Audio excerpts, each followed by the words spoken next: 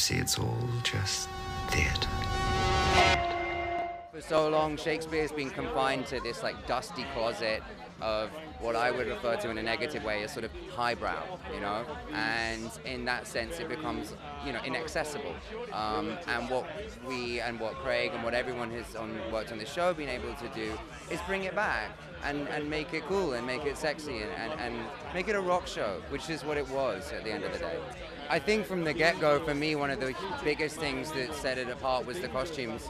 Obviously, the writing and what Craig has done. Craig is a very emotionally intelligent writer, and he's been able to, with this project, pour a lot of his heart out into it.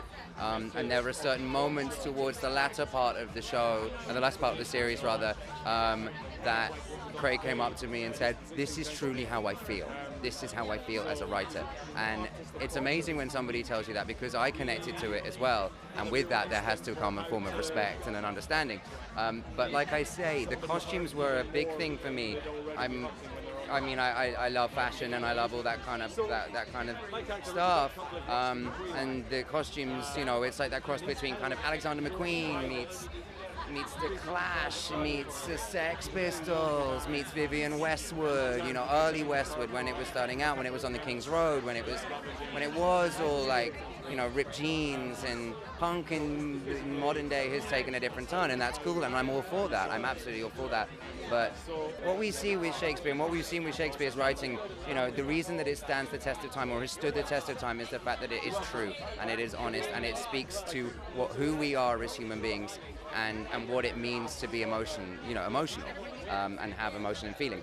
I think what our show does is it strips all the BS away from roughs and all that kind of stuff, and really just cuts to the core of what it meant to be super successful, super young.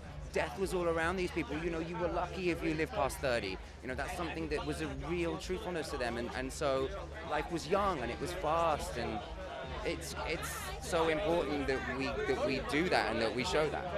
I would love to say that it was a straight up offer, but it wasn't. Like most things that happen in this industry, and like most things that particularly happen in London, word gets out and word spreads pretty quickly.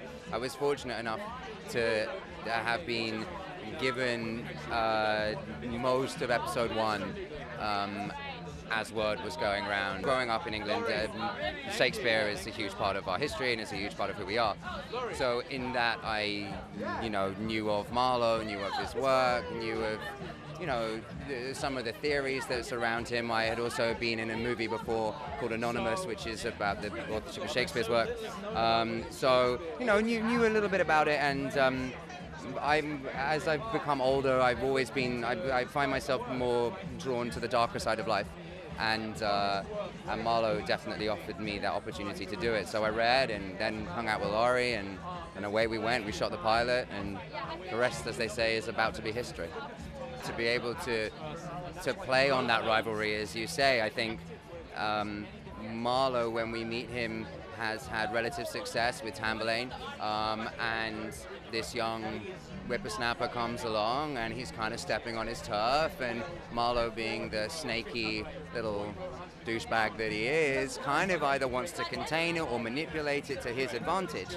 So in that sense, that was really fun. There's this seductive quality about Marlowe that Craig and Shaker and myself were always very keen to play. There's this unadulterated swagger to him, and basically he's a little shit. And I love that. I love playing that guy. He'll do whatever it takes to get his way. He'll also go as far as he needs to for inspiration. And as the show progresses, you'll see Marlowe go down a rabbit hole.